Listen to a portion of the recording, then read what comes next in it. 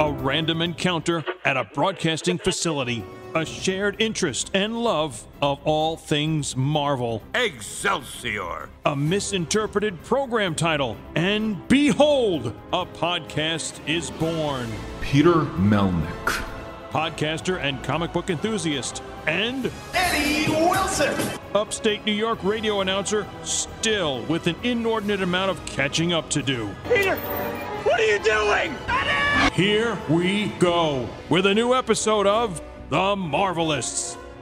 Welcome, everyone, to The Marvelists, the Marvel Universe podcast. I'm Peter Melnick. I'm Joshua Rosenrant. And Eddie Wilson is on assignment at the bar with no name to find out why it has no name.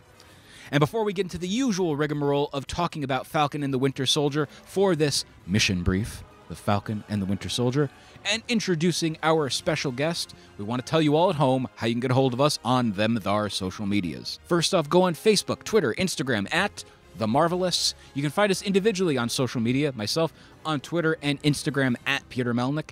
And also, you can only find one social media platform for my amigo, my compadre, my partner in rhyme, even though we don't really rhyme or rap on the show, E. Wilson, Eddie Wilson, Instagram at ewilson959, or no, sorry, ewilson93.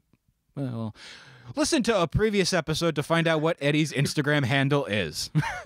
You can also find us on a wide variety of streaming platforms, TuneIn Radio, Stitcher Radio, Podbean, SoundCloud, whatever. Just put us in your Google machine, and we will be there. Yamo be there even, because God forbid I don't manage to shoehorn in a music reference. You can also find us on Patreon at patreon.com/themarvelists or oh wait, I was going to have Eddie do it, but I'm too lazy to dig up a sound clip of Eddie saying The Marvelists, but pretend he did.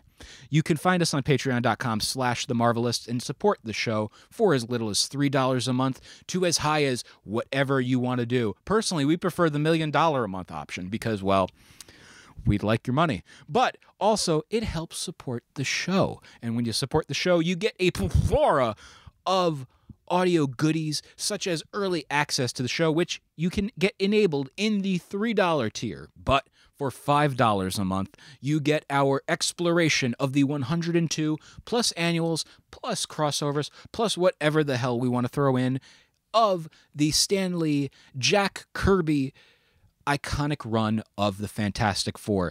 Every single issue we're going to be talking about. We're even going to be talking about for our 1-year anniversary, because guess what, ladies and germs? I'm spoiling it right now. In August, for our 1-year anniversary of Fantastic Voyage, we're going to also be covering Amazing Spider-Man #1. But Peter, why are you going to be talking about that? Well, I'm glad you asked that, person who sounds exactly like me. We're going to be talking about that because of the fact that in that issue, on the cover, in the story even, Spider-Man teams up with the Fantastic Four. Huh, crazy, right? I know, person who sounds exactly like me. I can't believe it either.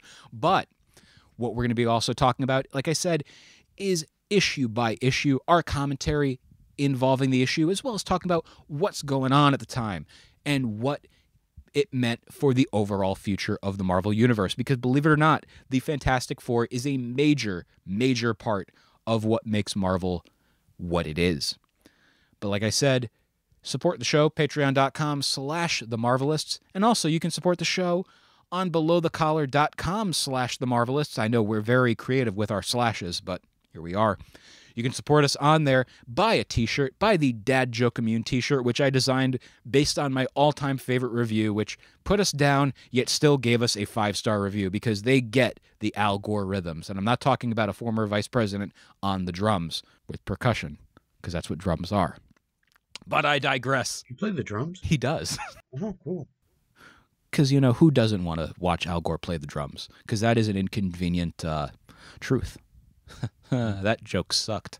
But, Josh, let us introduce our special guest for this episode.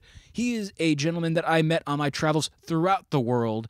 And by throughout the world, I mean the tri-state area in New York City. Allende, good morning as we are recording on this delightful April 3rd. And my watch just went into Siri mode, and I don't want to... Could you stop it, watch?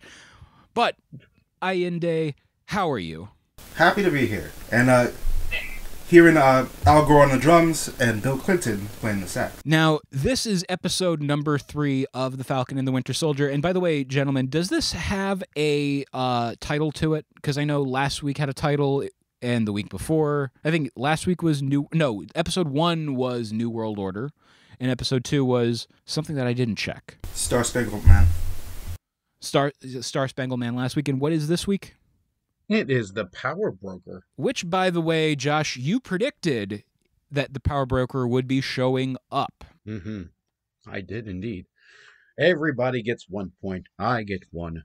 So yes, when he hasn't shown up yet, so we'll see what kind of form he will take. I would say this was a very interesting episode. This was one of the ones where I actually woke up at around 3:15 in the morning to at least watch the first 10 minutes, and then I proceeded to pass out once again. And this episode was also written by Derek Holstead, the writer of the, I think, first 2 John Wick movies, as well as now in theaters, Nobody, with Bob Odenkirk of Mr. Show and Better Call Saul and Breaking Bad fame.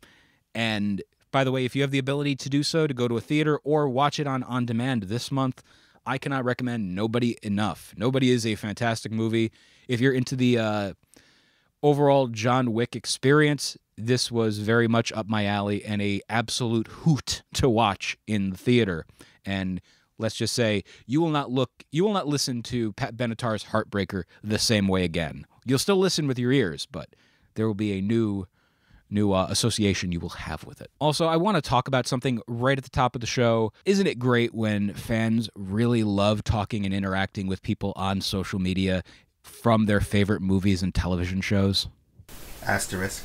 Oh boy, Wyatt Russell, son of Kurt Russell of WrestleMania fame. Well, it is WrestleMania season, so... Be more funny! Wyatt recently left Instagram, and it was due to the wonderful fans telling him to kill himself because he took the role of Captain America. And they worked themselves into a shoot, brother. Brother. And let me just tell you, that is not very good. And I think it's much like the explanation of the child support person from The Simpsons explaining, for the last time, I cannot tell you enough, trash goes in the garbage. Much like on The Simpsons, but much like in real life, you got to tell a difference between the two characters. You know, the character and the person, you know? It's always infuriating to see. I mean, I'm a Star Wars fan, so I'm like used to the fans doing stuff like that to actors and actresses that they want to harass just to get out their emotions. So, and that, that ruined, was it Jake Lloyd? Ruined Jake Lloyd's life? I remember when, this was 2 years ago, but the fact he had to, commit himself because of Star Wars and because of, the toxicity of the fan base. It's something that I am truly not a fan of. And it's not just Star Wars. It's other different whatever it is. Because people are just going to have their opinions, but to just go off and attack somebody because of what they're doing is crazy. Well, to quote Ben Affleck in Jay and Silent Bob Strike Back, these are fictional characters. Fictional characters. They're not real. We understand that you're heavily invested in these characters. That is fantastic. But to essentially, again, with pro wrestling vernacular, to be worked into this reaction, it's a double-edged sword when you really think about it, because, damn, they did a really good job being a villain, but damn, now you have to file death threats. I don't understand it. I would say it's very much like William Shatner in that episode of Saturday Night Live with Get a Life. Just please. Hey, you guys are the lamest bunch. I've never seen it. I can't believe these people. I really can't understand what's going on. There is a world outside, and yes, you might have to wear a mask temporarily to be able to experience that, but go outdoors just for a little bit. Breathe some fresh air. And I can't believe I'm the one saying that, but here we are. I will say, though, Wyatt was not very much in this episode. The character John Walker was not really in the episode, and it did, give me a real kick that last week's episode, The Star-Spangled Man, we saw him with the Captain America action figure and all that. This past week, Hasbro released that as an action figure with the packaging, with everything of what it is. as a Walmart.com and I think Walmart in-store exclusive for the Marvel Legends line. And I got to tell you guys, that is a phenomenal looking figure. And Hasbro is definitely on their game with the likenesses. They 100% emulated that look of Wyatt Russell for this figure. Are either of you into the collecting of the figures and whatnot? Not anymore, only because I have too many. I think the last time I hunted down a figure was to get to find the only figure I could of Saw Gerrera from Star Wars. That's the Star Wars Black Series, correct? I ended up having to get, like, because there wasn't very much Saw Gerrera, I ended up having to get one of those little mini ones. The 3.75? Yeah, and it was disheartening, but fun. I know that whole run of those figures, they very much, I like how they can get away with doing more characters that otherwise might not be purchasable through the other series, because they don't want a character to be a quote-unquote peg warmer, so the smaller size and then smaller price guarantees at least, they will be purchased, Yeah. Now, let's get back into the episode at hand. With this episode, one of the things that immediately caught me off guard was the use of humor, but also the element of a callback from not just the movies, or not just the show, but the movies itself. We got a callback to the Winter Soldier involving Marvin Gaye's Trouble Man, and it led to my absolute favorite scene in the episode where even Baron Zemo is a Marvin Gaye fan, and he has Trouble Man himself on repeat. That scene immediately flashed me back to, I think, was it Tropic Thunder, in the bit where where Zemo is kind of like giving an armchair analysis of what it means for the African American experience, and Sam is just like looking at him. And I love the contrast with Bucky, where Bucky is just like, I like 40s music, and I refuse. Yeah, and we had talked off mic, one of the things that you noticed about that was the comparison with Captain America, or the difference, there we go, easy for me to say. Yeah, where Steve is somebody who very much, he's a man at a time, but he never wanted to stay that way. Whereas Bucky is a person who is pretty much defined by his past and the fact that he can't move on from his past, which includes his music. He does not listen to anything nearer than 40 years ago. Not 40 years ago, in the 1940s. He doesn't, he resists modern sensibilities in a lot of ways because he can't move on from his past. It's very interesting. A nice little way to do that.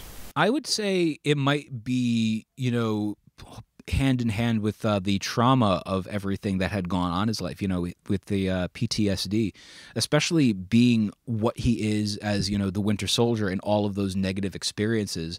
I feel like going to the past for him, not going forward, is like a coping mechanism, It's definitely interesting that the very book that Steve used to bring himself into the present is the book that Bucky uses to remember everything he did in the past, everything that he inflicted on other people. Two different coping mechanisms for two different people. And, another thing about that whole scene that, again, it just caught me so off guard was, like I said, the use of humor and how subdued it was compared to other episodes of the series. And one of the biggest grievances of a lot of DCEU fans especially is the remark, you got to be a big boy and, have an R rating and curse and, show boobies and all of that stuff. And humor is such a no-no. Don't you dare do that, because that makes it a child's movie. Here's my ID, which confirms my adultivity. Which, okay, yeah, go with that argument, I guess. I don't understand why you're going with that argument, but you do you, boo. But with that, the whole idea of the humor in this is very nuanced. It's very subtle. And like I said, it caught me so off guard with how it was. And, just that element of Zemo, knowing the plight and whatnot, and just being very, that whole back and forth, it got me laughing. And I really enjoyed that scene the most. And again, I like the incorporation of humor throughout the series and how subtle it's been, compared to wall-to-wall laughter in other Marvel properties like, Thor Ragnarok, for example. Now, one of the other things about this episode is the introduction of a new locale. And, gentlemen, when the name was dropped, I might have literally that morning shouted out, "Oh, F expletive," because we got Madripoor, and if you're a big fan of Marvel's Band of Merry Mutants, you know Madripoor. You know Madripoor oh so well. And when I say Merry Mutants, I'm talking about the X-Men. And obviously, there were no X-Men characters featured in this episode. Well, technically, we'll get to that in a moment. But there was a scene in here, the introduction of Madripoor, that got me really hyped. Because if you know Madripoor, you'll associate Madripoor with either the Brian Michael Bendis X-Men, where the time-displaced X-Men are residing, or you'll remember Madripoor as the locale for a certain short little Canuck with claws in his hands. I'm, of course, talking about Wolverine, but his other alias, which I absolutely love, Patch.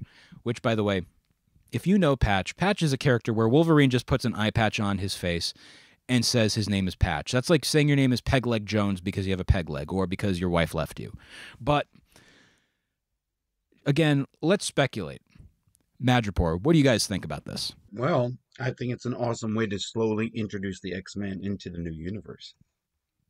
I had talked to you about that off mic yesterday, prior to our recording this Saturday morning, and you were just like, I had no idea, and I could only imagine your reaction to that. Jaw-dropping when I finally realized, oh, now I get the connection. Now it's all coming together. So And, eventually, I think we're going to see maybe some minor characters before we get the big reveal of, uh-oh, the X-Men are here. Dun, dun, dun. Well, my dream introduction of the X-Men would be, at least, Wolvie.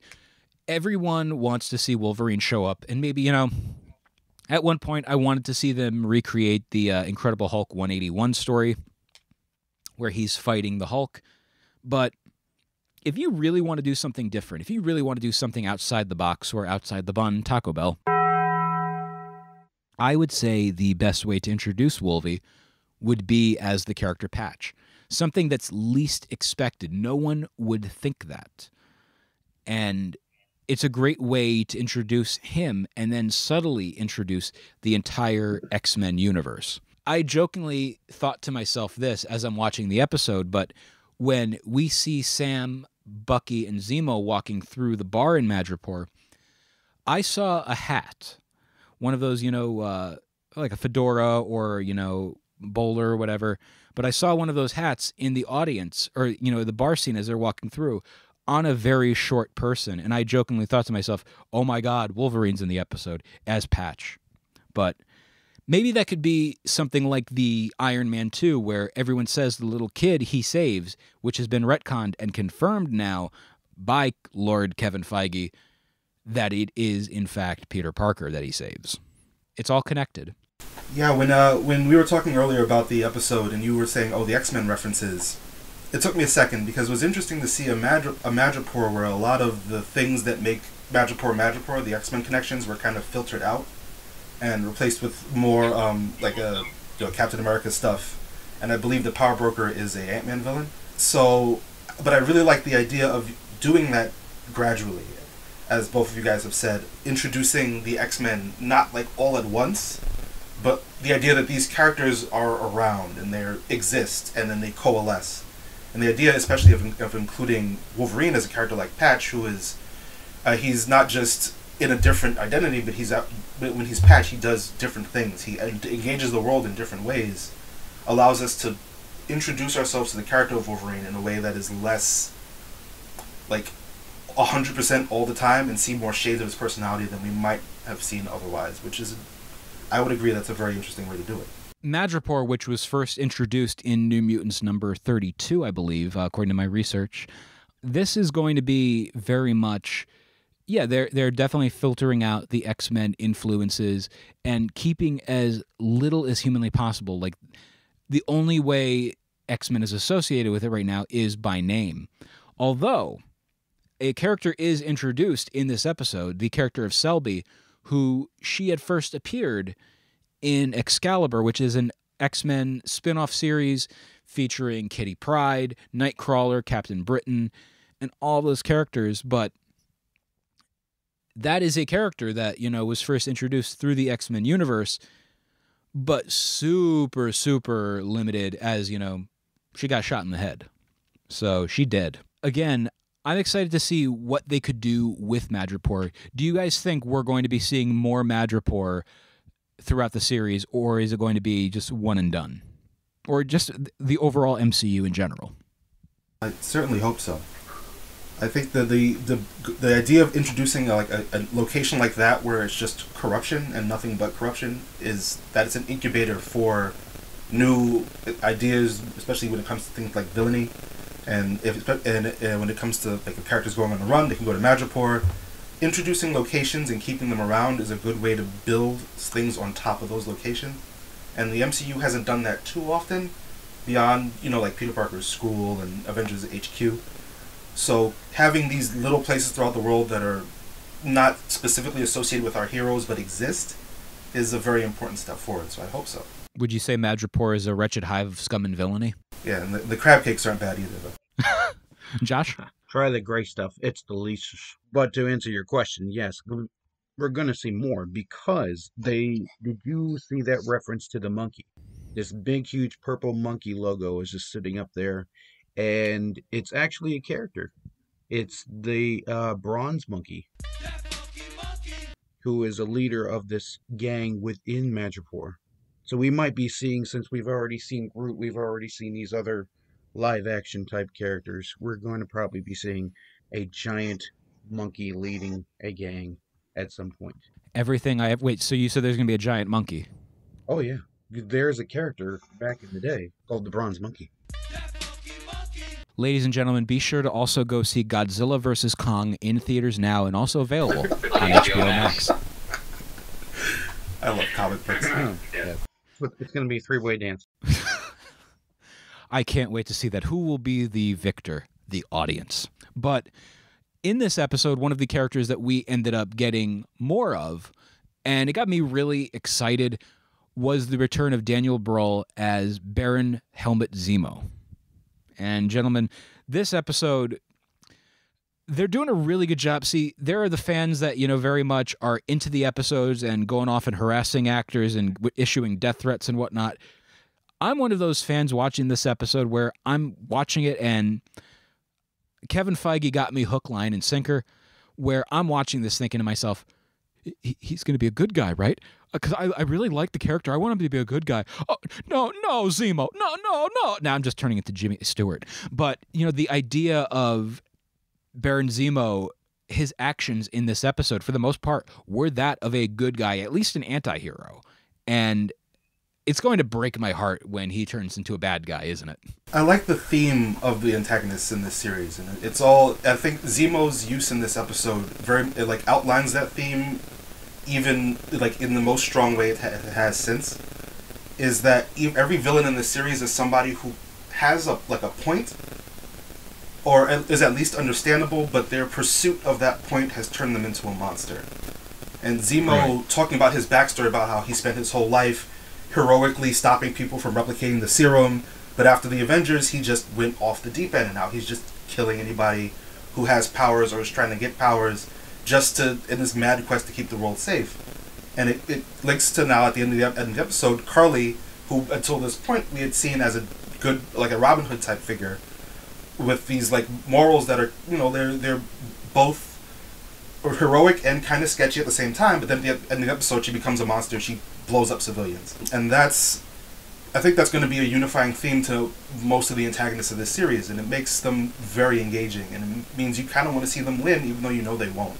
Now, where do you see the future of Zemo in the series? Leading the Thunderbolts, hopefully. Oh, I did not think of that. That would actually be perfect, because in one, we get more of the character, and two, seeing him interact in a team so far, he's been borderline the leader of all of these characters as of this moment. He's definitely taken control of everything going on in the episode. Zemo and his amazing friends. Pretty much. And, we're going to go over to Power Broker. Power Broker was, being revealed in the episode. And again, as we mentioned at the top of the show, Josh, you predicted Power Broker would be involved. I did. What do you think is going to happen with Power Broker? Do you think Power Broker will be revealed in the next episode? No.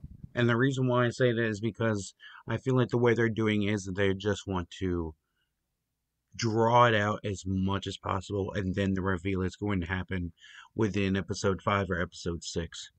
Why do you say that? Because a character like that, I think it needs to be as mysterious as possible.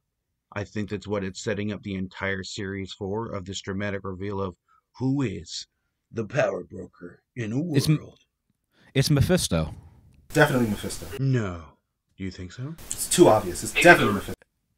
Maybe the real Mephisto was the friendships we made along the way. Ooh. But I love, it's very much also in line with what they did with Agatha, where the last 2 episodes of the series, we get or last 3 at the very least, we get the big reveal with her. And we also had discussed off mic the possibility of Sharon being the Power Broker. Dun, dun, dun. If it's a character that we know at the very least, then Sharon is a possible, because she's definitely up to something in Madripoor that we don't know about. I think she's just selling paints to get by, paintings. It's a possibility. It is. I just think, there's a lot of speculation with this character, which also with Sharon, I believe I predicted it. I'm not 100%, but I think I predicted it in the first episode or second episode. Sharon made her return to the series and into the MCU in episode 3, which I kind of called happening. I had a conversation with Doug Garnham of Haven for Heroes, located in Port Jervis, New York. Well, Haven for Heroes Incorporated. I still hate you guys for that video, guys. Just a heads up. But with that, he had speculated to me that she might be a Hydra agent. And I said, I can see that.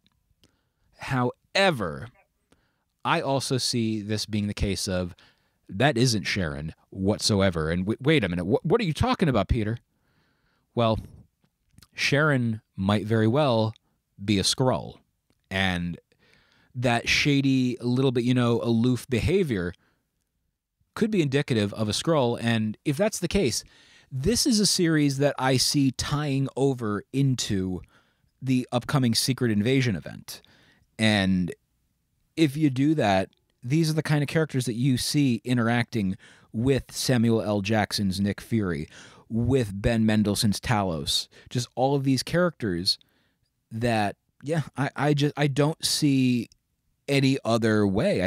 I do think she is a Skrull. Now, do you say that only because she could hold her own for so long while they're interrogating this guy? No, I say because of the fact of she's always been like that as a character. When you look at her in The Winter Soldier, she was always like that, a very forceful kind of character. I think... standoffish, maybe, at some point. Yeah, well, I'm wondering the whole idea of her being more so standoffish in this episode is, indicative of the Skrull behavior, alien behavior of not knowing the human species that well compared to their own, So I think that standoffishness, aloofness, that might be the case. It is definitely the case that even Talos in Far From Home was a lot more standoffish as Fury than even Fury was. And I think ultimately when it comes to Sharon, it's going to come down to who she was meeting at the end of the episode and what their deal is. And if they all turn out to be Skrulls, maybe that whole corner of this plot is going to end up being taken over to that show as well. And it sets you up later on for more Sharon Carter, because just before she leaves throughout the episode, she's like, we have a bigger problem. Like, what is she talking about? What is she referring to? And who is this random person that's driving? Is she just a random chick, or is she not? Who is driving? Oh my God, Bear is driving. How can that be? But Ferris Bueller somehow. But in regards to that whole element of Sharon Carter, I think, this is going to be something that links up to different parts of the Marvel Universe, upcoming properties. And you look at WandaVision. WandaVision is going to be connected over to Doctor Strange in the Multiverse of Madness, which, by the way, Bruce Campbell, actor boy Bruce Campbell, recently put up on April Fool's Day. And I don't know if it's because... Again, did we just get tricked into this? I don't know, but he posted on April Fool's Day a quote-unquote picture of the script of his cameo, apparently, because let's be honest, it's a Sam Raimi movie. We are going to be seeing Bruce Campbell, but his script the script page he showed supposedly has a disheveled man with a chainsaw for an arm showing up, and I want that so badly because that means then, you can link this over to the Marvel Zombies versus the Army of Darkness storyline by Dynamite Comics and Marvel, but I want that so, so badly because Doctor Strange in this supposed scene goes, "Have you seen the Darkhold?" And to which disheveled man goes, "Oh, does it have a face on it?" So, is a book with a face on it? So who knows? Who knows what might that mean? But I don't know. This is just a random aside. But April Fool's Day is the most painful day of the year. oh my God. Well, I had fun on our Marvelists Facebook page recently where I posted a article, quote-unquote, breaking news bit saying after the Falcon and the Winter Soldier finishes the next week, because there's going to be no new Marvel content until Loki, which debuts in June. So I said, well, just a heads up, guys. In between, they pumped it up. They bumped it up. Moon Knight is going to be happening. And as the source, I included a 60 frames per second 4K upscale of Rick Astley's Never Gonna Give You Up. So I got to rickroll an audience of people that believed oh so desperately and oh so valiantly that Moon Knight would be happening next. No, ladies and germs, it is not happening, but I'm never going to give you up. Never going to let you down. Never going to run around and desert you. Never going to make you cry. Never going to make you say goodbye, or I just ruined the lyrics. Eddie's just shaking his head as he's listening to this episode as he is sitting in the bar with no name. Eddie, how is the bar with no name right now? Did you find out why there is no name? Well, you're not Eddie. Oh. But with this episode also, we talked a little bit off mic about this, all three of us, the debate about the shield. What do you think is going to be happening with Captain America's shield? Well, the debate about the shield is very interesting because it's definitely like the summation of the big difference of opinions or the big difference of themes that are kind of colliding in the middle of this show. Where Sam is taking the belief that, maybe the shield isn't worth it because of all the blood that was spilled along the way, whereas Bucky is taking the position that it's worth it because of the image and the symbolism of what we put into it. Like, the good that we are doing with it is worth it, even given all the blood that's around it. Which is, especially for Sam's position of, the racial aspect of the show hasn't really been evident in this particular episode, but that argument is something that is brings it back in. Because, as an African American, you have to see, like, statues of people who did great things for, like, America or great things for whatever country you're from, but also were, like, slave owners or were also engaged in, like, experiments. For example, Isaiah Bradley is reference to the Tuskegee experiments. How do you reconcile those two things? And Sam's like, just get rid of it, and Bucky's like, hold on to the good. Now, we know that eventually Sam is going to... Something's going to happen with the shield. We're going to get the shield back in some way. But it's interesting what this means for Sam's character in terms of how he's going to choose to reconcile these feelings about... basically about patriotism itself. Well, it's like I was saying before in previous episodes, is that what we're going to see is somebody completely break from this pressure. I think it's already starting happening just at the top of the episode. You see the new Captain America already getting so frustrated, being what many would conceive as anti-Captain America. So I think that's how I agree with Eddie on I think it was last week, where he was like, it's going to be him because he's going to do something so badly that this is not our version of Captain America, and we're going to end up giving it to Sam. See, in regards to all of that, I think, the comparison has been made quite a bit on the internet about him, but this John Walker, Captain America, is the Marvel Cinematic Universe answer to Homelander from The Boys. And if you've watched The Boys, oh boy, That's all I need to say right then and there.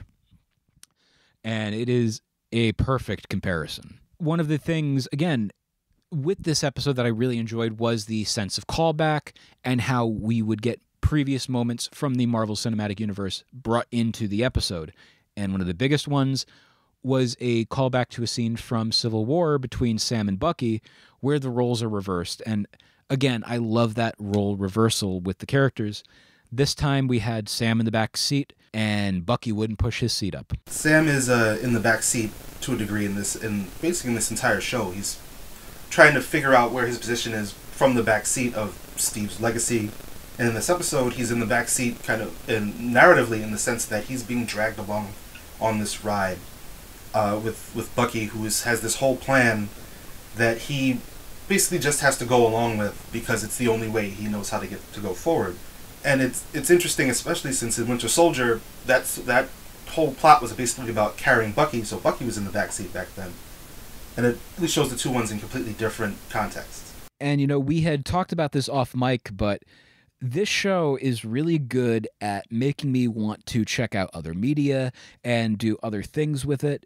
And for the last 20 years, I've been wanting to, read The Hobbit. And over, I know the general plot of The Hobbit. I've never seen the fairly recent movie with Freeman, but with I used to watch the animated one from back in the 70s that when it would air on Cartoon Network in the 1990s, and it's funny that it took the last episode to finally kick myself in the ass and go, Peter, you're going to read The Hobbit. You're going to be like Bucky. You're going to have a metal arm and you're going to read a book because a character in a show read the book. So I started reading The Hobbit, and it's kind of funny because in this series, we equated off mic.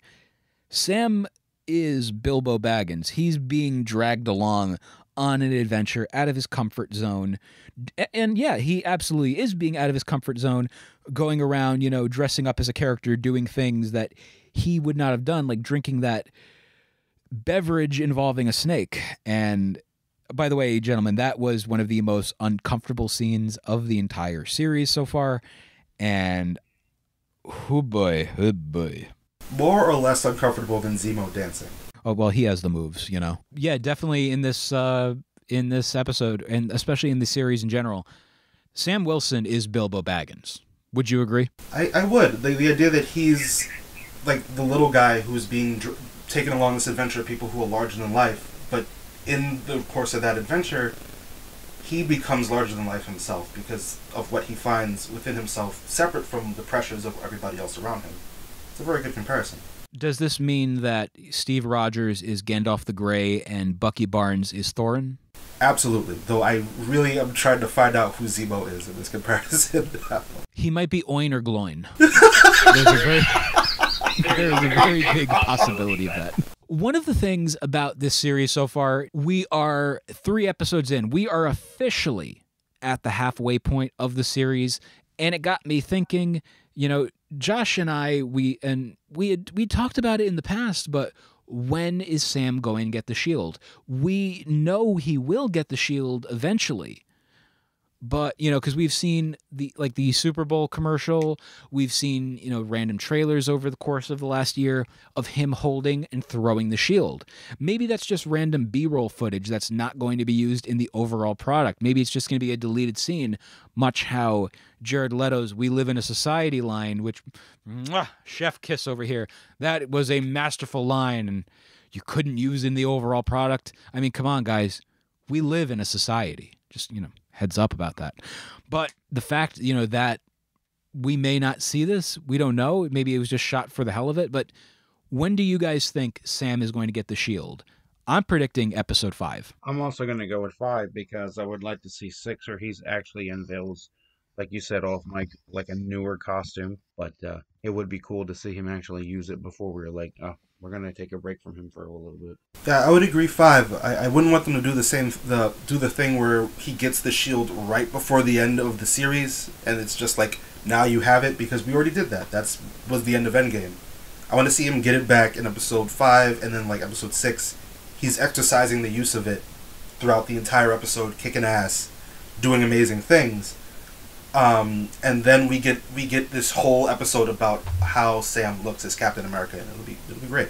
And I guess like a minor bit of spoiler, but it is and it isn't, because let's be honest, yeah, many of us have realized he is going to be getting the shield and he is going to be the new Captain America. And, you know, a recent toy was leaked through the Marvel Select line, and it may be real, it may not be. I haven't looked it up to if it has been debunked yet, but if what I saw is real, that costume of Sam as Captain America is going to be so damn badass, and I cannot wait. Overall, what did you guys think of this episode? I loved it. I thought they did a phenomenal job. It wasn't as great as last week's. Last week's was the pinnacle of what this can be, but this episode with the use of Madripoor, the continual world building of the Marvel Universe, because it isn't just limited to planet Earth. It's limited to, it also expands to outer space, expands to this, expands to that.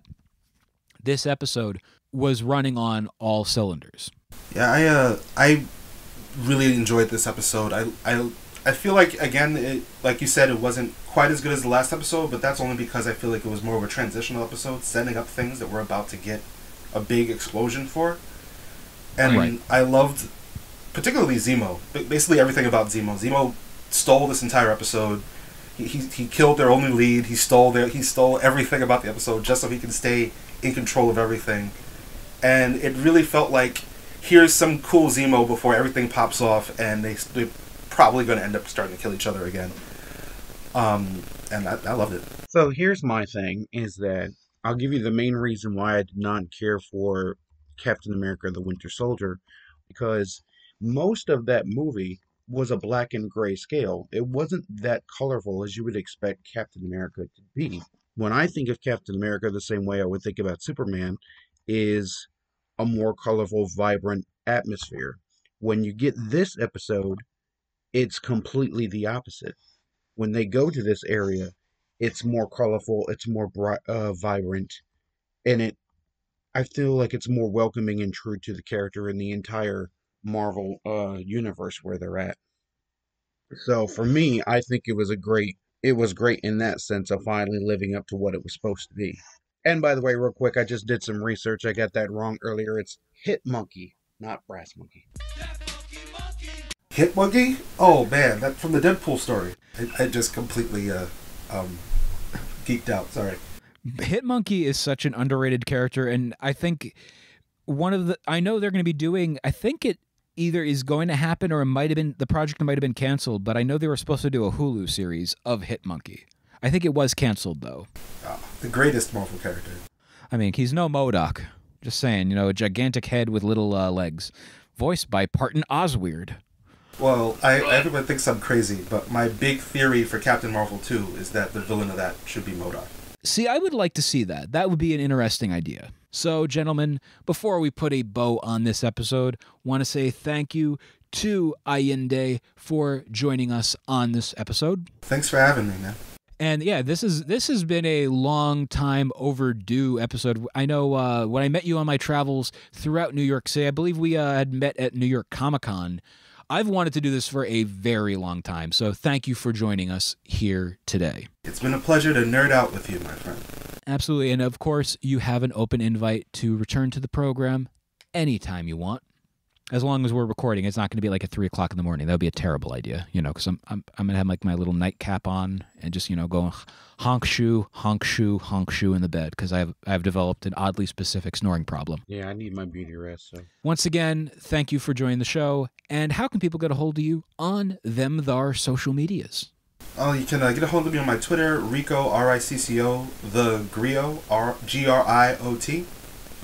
And that's my primary social media at the moment.